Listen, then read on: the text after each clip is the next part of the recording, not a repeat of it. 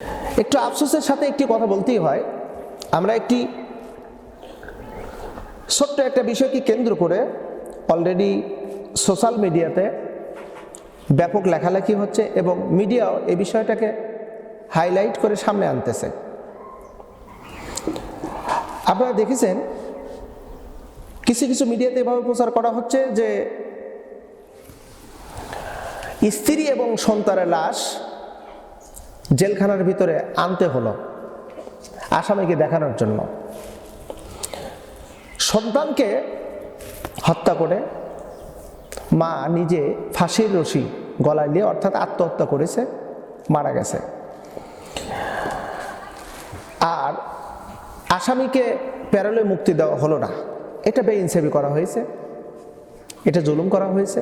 আসলে তাকে প্যারোলে মুক্তি দেওয়া উচিত ছিল। স্ত্রীর জানাজায় আপাতত অংশগ্রহণ করতে পারতো, সন্তানের মুখটা একটাবার হলো দেখতে পারতো। এরকম মায়া কান্নায় মিডিয়ায় তোলপাড় শুরু করেছে। অথচ আমরা এই বিষয়টা একটু পরিষ্কারভাবে জেনে নেই যে আসামি, তার নাম হলো জুয়েল হোসেন সাদ্দাম। ছাত্রলীগের সে একজন ক্যাডার ছিল, সন্ত্রাস ছিল। তাকে আজ থেকে ১.৫ বছর আগে গ্রেপ্তার করা হয়। গ্রেপ্তার করে খুলনার কারাগারে তাকে প্রেরণ করা হয়। আর স্ত্রী সে সময় সন্তান প্রসব করেছে।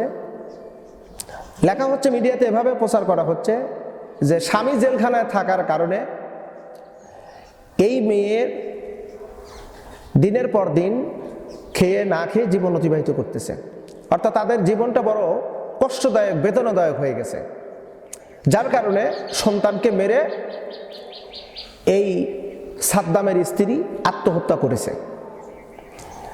তাহলে কত বড় একটা জুলুম! স্বামী জেলখানায় আর স্ত্রী সন্তান না খেয়ে দিন পার করতেছে, তাহলে তো জুলুম করা হয়েছে এই পরিবারের উপরে। বিষয়টা এরকম হচ্ছে না? হ্যাঁ, বিষয়টা এরকমই হচ্ছে। তাদের উপর জুলুম করা হচ্ছে, জুলুম করা হয়েছে, যার কারণে তারা আত্মহত্যা করেছে। মানে তাদের এই কষ্ট আর সহ্য করতে পারতেছে না, পরিশেষে মারা গেছে। এমনকি জেলখানায় যখন দরখাস্ত দেওয়া হয়েছে যে একটু প্যারোলে তাকে মুক্তি করে দেওয়া হোক, কিন্তু মুক্তি দিল না। বেইনসাফি করা হলো, জুলুম করা হলো। পরিশেষে অ্যাম্বুলেন্সে করে স্ত্রী এবং সন্তানের লাশ নিয়ে আসা হলো জেলখানায়। আর আসামি সাদ্দাম অর্থাৎ ছাত্রলীগের এই ক্যাডার এবার স্ত্রী এবং সন্তানের লাশ দেখে কান্নায় ভেঙে পড়লেন। প্রিয় বন্ধুরা, যারা আজকে মিডিয়ায় এই বিষয়টা হাইলাইট করছেন, হ্যাঁ, আমরা এই বিষয়টার উপরে আমরা কটাক্ষ হচ্ছি না, কটাক্ষ করে কথা বলতেছি না। আপনাদের মিডিয়া হাইলাইট করাটা অত্যন্ত সুন্দর হয়েছে এবং সাধুবাদ জানাই। কিন্তু আজ থেকে কয়েক বছর আগের ইতিহাস একটু যদি আমরা পর্যালোচনা করি, বাংলাদেশ জামাত ইসলামের অন্যতম একজন নেতা শহীদ কাদের মোল্লা, আব্দুল কাদের মোল্লা, তাকে যখন শহীদ করা হলো, অর্থাৎ তার মৃত্যুদণ্ড যখন কার্যকর করা হলো, এই খবর তার পরিবারের পরিজনের মানুষ জানতে পেরেছে।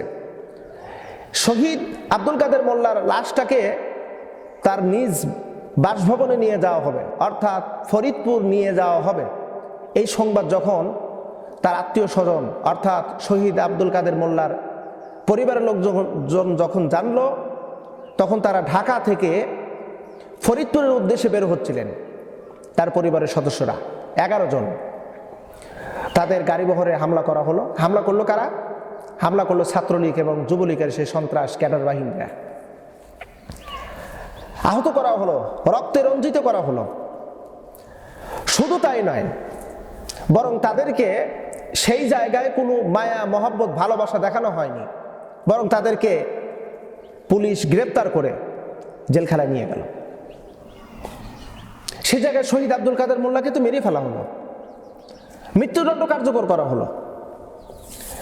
সেই সময় তো মিডিয়ার কোথায় ছিল? আমরা দেখেছি, আমরা অনেক ঘটনা দেখেছি। বিনা অপরাধে জেলখানার ভিতর নিয়ে যাওয়া হয়েছে, বছরের পর বছর রাখা হয়েছে। তাদের পরিবার পরিজনের কাছে খবরটা পৌঁছানো হয়নি, পরিবার পরিজনের খবরটা পর্যন্ত জেলখানায় আসেনি, মারা গেছে, অসংখ্য দিন পার হয়ে গেছে। জেলখানার ভিতরে ধুকে ধুকে সময় পার করেছে, আত্মীয় স্বজন, বাবা মা, স্ত্রী, সন্তানাদের লাশ পর্যন্ত দেখতে দেওয়া হয়নি।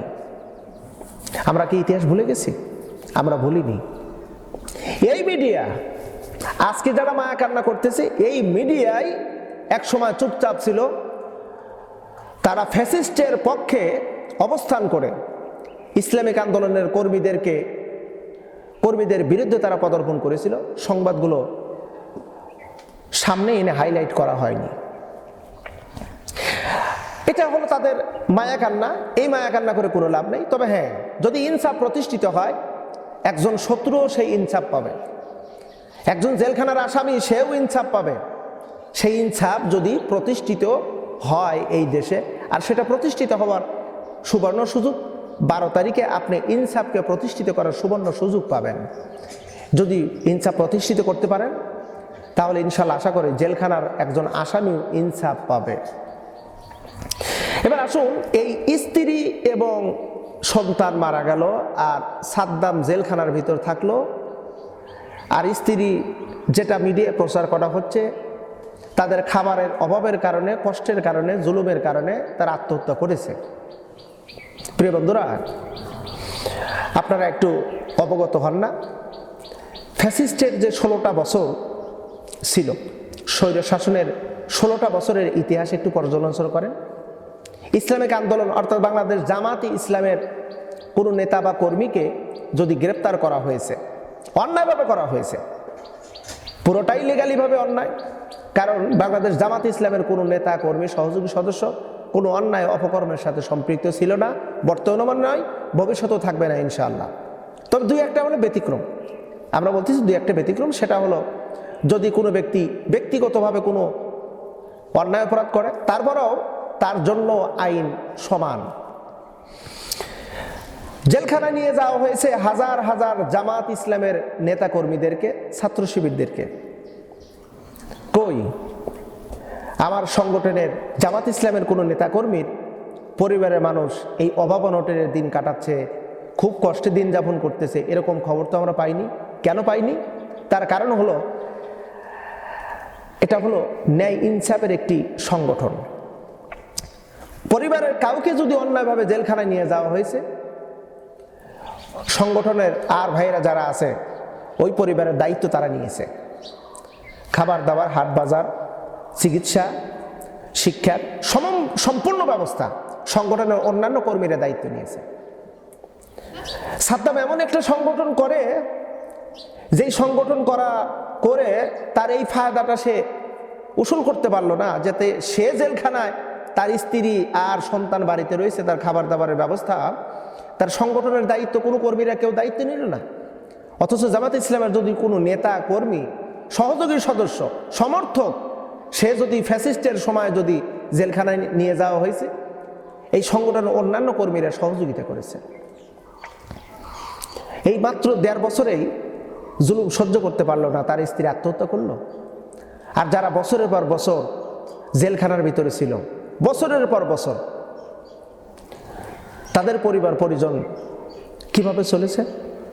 এখানেই তো আমরা উপলব্ধি করতে পারি কোনটা ন্যায় ইনসাফের সংগঠন আর কোনটা বাতিল সংগঠন, কোনটা ন্যায় সংগঠন আর কোনটা বাতিল সংগঠন।